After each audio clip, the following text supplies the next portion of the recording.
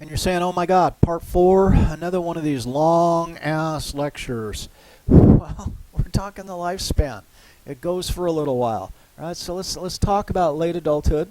And again, it forces new adjustment challenges on us. It begins in the 70s and lasts until death.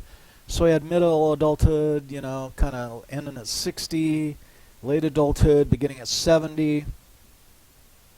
So it's adjusting to retirement and what it means to be retired, no longer having to go to the office. That is, if we are able to retire. Now, what are you going to do to enable your future retirement? I mean, if you're magically going to think that you're going to retire on Social Security, if it exists at all, right? People are threatening to take it away as we speak, would love to take Social Security away. On what are we going to retire? So are you putting money away? Are you investing wisely? Are you preparing for your retirement? And the best time to do that is probably when you hit your early 30s, right? Maybe late 20s. Decreasing strength and health, and that's something to confront. I love kind of construction work. I put a new roof on my kitchen, and I took it all the way down. I took the roof off, and then I put new, rafters, the whole shebang. But I was well aware at that point that swinging a hammer all day long for a week when I'm not used to doing it is not going to work. I mean, I'm not going to be capable physically probably to do it. What did I do? Well, I had an air compressor I purchased earlier for some other purposes, and then I got a nail gun. And so my buddy Jacob and I put that roof on, right? But we got a nail gun, so we don't have to pound the nails. That is, we find ways around diminishing strength, right? Diminishing health requires other adjustments. We take on new social roles, right? And so we may no longer be the boss. Imagine being a big boss in your organization, and what happens? You retire, and now what are you? Well, you're something different than a big boss, right? And one thing we see is often people look backwards, and this is a sense-making or a meaning-making device. They engage in life review, and that's kind of the official term. So, when we retire, we may have this substantial loss of identity. This occupational identity is now no longer exists. If it does, then we're telling the old war stories, right, and probably boring the people around us. So we might lose that career identity. The physical deterioration brings a loss of physical identity, that I was a strong, robust person, and I'm not anymore, right? When I consider how I worked in construction in my mid-30s and how the foreman abused my body, so to speak, when you spend all day shoveling gravel, all day shoveling gravel, trying to keep up with a loader who keeps dumping piles of gravel that you need to shovel where you're going to pour foundations, etc. That's not something I could do anymore. I just don't have that ability. Many elderly complain of the experience of becoming invisible, and my Uncle Larry, who is 6 years younger than my mom, and one time I was visiting my mom, and he lived pretty close by her, and he said, I need a favor from you. And I said, what do you need, Uncle Larry? And he said, I want you to go to the cell phone store with me. He says, I want a new phone.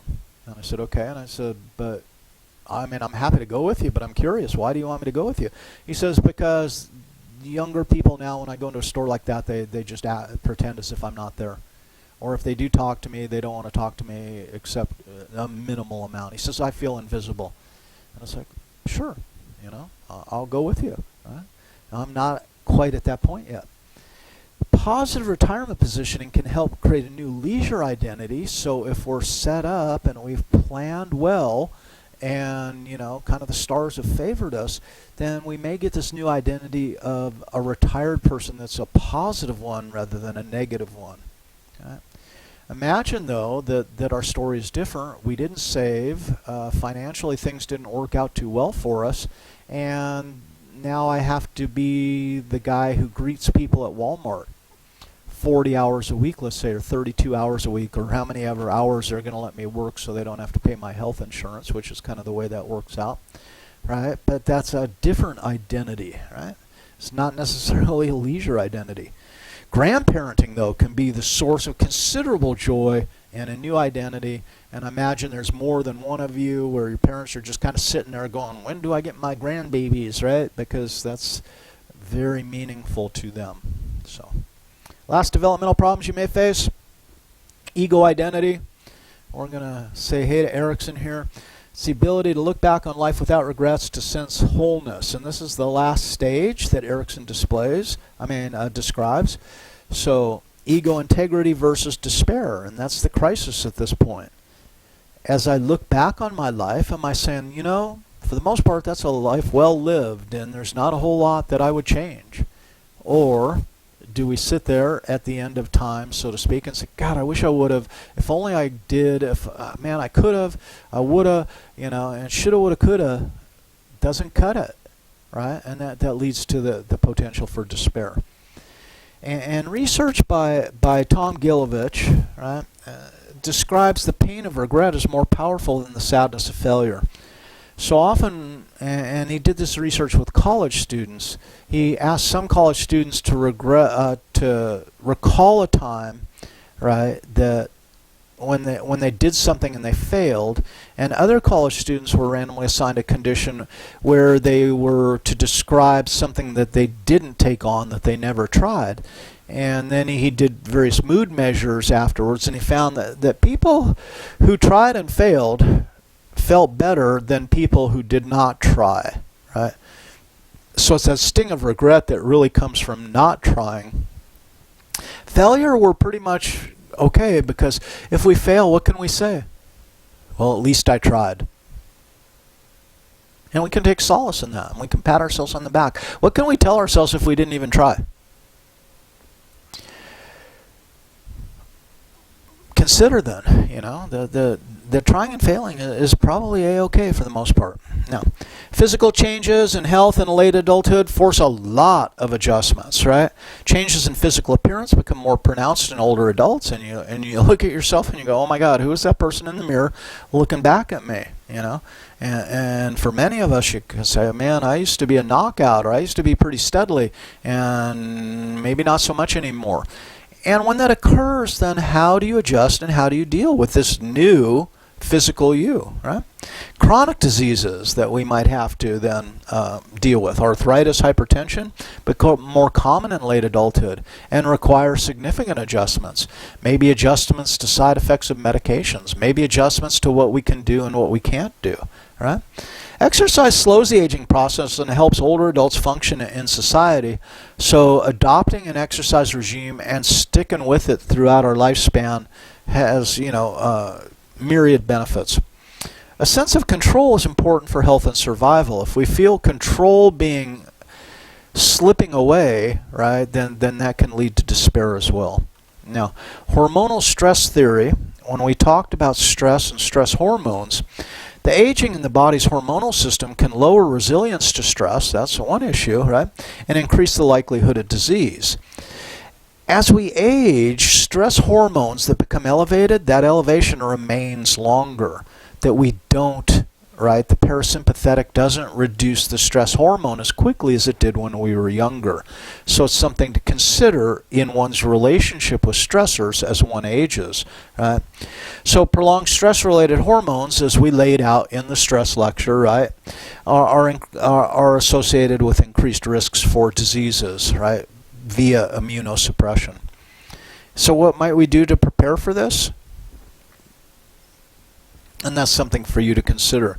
On what wellness dimensions should we probably focus and participate to ensure greater longevity, right? So what would you focus on? Now, cognitive development, late adulthood, when speed of processing is involved, adults do more poorly. And as we age, the speed of processing diminishes. One thing I found as I get older, I'm more and more willing to say, I don't know, let me think on it. I'll get back to you tomorrow or some such. And that's one way I kind of protect myself, is separate myself from the need to make immediate decisions and allow the decision-making process to move at a more reasonable pace. Right? Adults do more poorly in most areas of memory, and that will be with names, etc. right? Especially. Wisdom may increase with age, but there's no guarantee, because I know you know elderly people who wisdom is not the first word that you would use to describe them. But for those of us who engage in metacognition, are in touch with our emotions, right? Work on maintaining those wellness dimensions. In fact, wisdom is possible. It's not only possible, but probable. Now I want to introduce you here to Bill von Hippel, William von Hippel. He was a professor at Ohio State in the social psych area when I got there. He left, I think, in my 4th or 5th year, and he's now in Australia. Notice the young von Hippel versus the slightly older von Hippel, and that's what the aging process does. Von Hippel always scared the shit out of me because there's no one who could ask questions about research like von Hippel. We collaborated on some research on white supremacists. I found that really exciting, and I learned a lot from him. But during our research meetings, right, von Hippel always scared the hell out of me because he would get this look on his face like, I'm going to start asking you questions. And it's like, man, he was intense, and he's brilliant, and yeah. So I love von Hippel, and I certainly respect his abilities in that regard.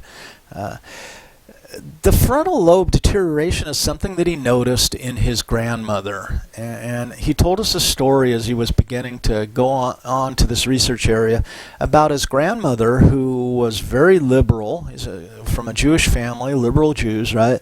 And very liberal, but as she aged, he said she started becoming more and more racist. And he was like, wow, has she always been racist and now it's just coming out because she's old and she believes she's entitled to say what's on her mind? Or is it something else? And this inhibitory process in the prefrontal cortex, von Hippel's theory is that this frontal lobe deterioration, where much of the mental deterioration takes place, right, it lowers the inhibitory power or skill. And it can then cause an impaired ability to inhibit speech or actions. So elderly become more likely to say what's on their mind, not necessarily because they feel entitled to do so, but because the prefrontal cortex power of inhibition is deteriorating. They may be less able to control certain impulses, and many elderly run into gambling problems because they don't recognize that they're losing in the same way that young people would. Young people get the hell out of Dodge. If they're losing, they say, enough of that, I'm out of here. Right? The elderly just keep laying their money down until it's gone. Unfortunately, this is why many casinos send buses, free buses, to retirement homes for a day out, right? Because they know the elderly, in fact, will gamble more frivolously. So, current research areas: stereotype suppression, gambling, circadian rhythms, caffeine therapy, that is, the introduction of increased levels of acetylcholine, seem to stem the tide, so to speak. Now, this can be somewhat associated to dementias, and it's a global term for any kind of neurological disorder in which primary symptoms involve a deterioration of mental functioning. 20% of individuals over 80 have dementia. More than 70 types of dementia have been identified, but we say Alzheimer's, but the dementia, right?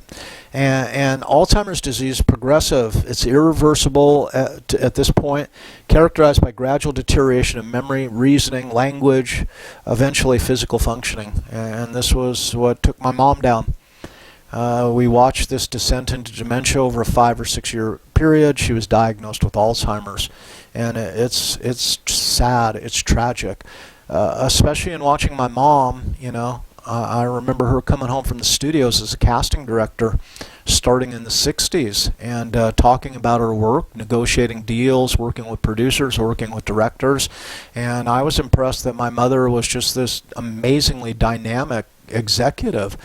And to see her in her last 6 or 7 years was hard to watch that level of deterioration. And she was aware that she was deteriorating quite often there for a good long time. And it's frustrating and it's heartbreaking. And the sad news is that many of us will deal with this, either our own dementia, but the dementia that's coming up in the people around us. Right? And just spend more time and just develop more patience and understanding. So, she told us some stories about her cat. Her cat was able to go from room to room in the memory care unit. The cat had escaped at one point and been down in downtown Columbus, and she was, up at Lewis Center, and the cat miraculously, just comes home. And one time she was lost downtown, and she bumped into her cat Lexi, and Lexi showed her the way home. And it's these amazing stories, right? And this is kind of the extreme part. Loss of mathematic ability, loss of memory, etc., is all the more basic kind of functioning. More than 50% of dementias involve some kind of Alzheimer's disease, and it's characterized by the formation of amyloid plaques and neurofibrillary tangles that interfere with the neuronal communication. Right? So, steps to prevent Alzheimer, to prevent dementia. Right? Don't smoke. Cigarette smoking doesn't help. It closes the capillaries and diminishes the blood flow to the body and the brain. Keep blood pressure, cholesterol, blood sugar levels within recommended limits. Sugar may be one of the hidden causal mechanisms in the development of Alzheimer's. Eat a healthy, balanced diet, right? Exercise, and this is good for the blood flow as well. Maintain a healthy weight and limit alcohol consumption, because alcohol and alcohol-induced dementia can be an issue. I remember in the memory care unit, one guy who came new to the memory care unit, I think he was probably a couple years younger than I was, and he's in a memory care unit from his alcoholism.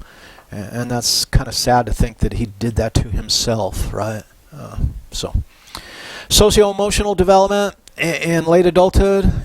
Like I said, integrity versus despair. What's your story going to be? Are you going to be out on that rocking chair saying, life pretty well lived. I'm down with how I accounted myself, right?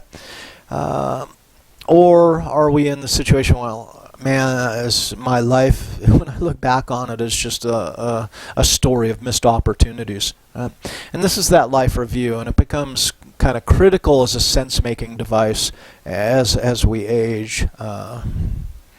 I engage in life review quite often now, and it helps me make choices for my future. That is, I project myself into the future. I put myself in that rocking chair, and I'm going to say, how am I going to reflect on this decision that I'm making now, right? So education and our knowledge of psychology especially can help us with our adjustment challenges. If we know how human beings operate, then we can take more control, have more freedom over our choices. Older adults, though, experience more positive emotion and less negative emotion in most cases.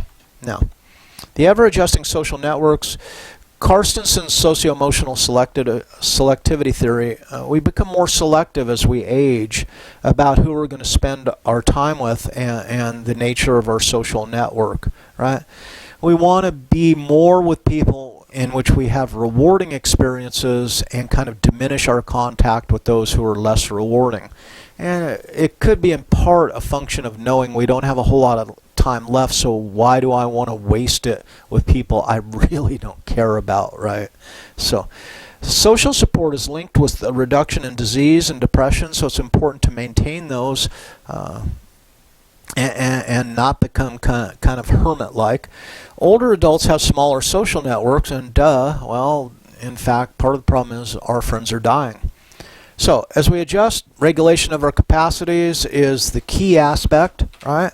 Successful self-regulation involves three processes: selectivity, optimization, compensation. Let's go to one of our favorite behaviorists, B.F. Skinner. He talks about this, and he talked about the deterioration as he aged, and he said, I love music. And one of his hobbies was music. But my hearing is going, so what did he do? He turned it up. Taste. He said, my sense of taste. And it's natural for a sense of taste to deteriorate. What do? Add more seasoning, right?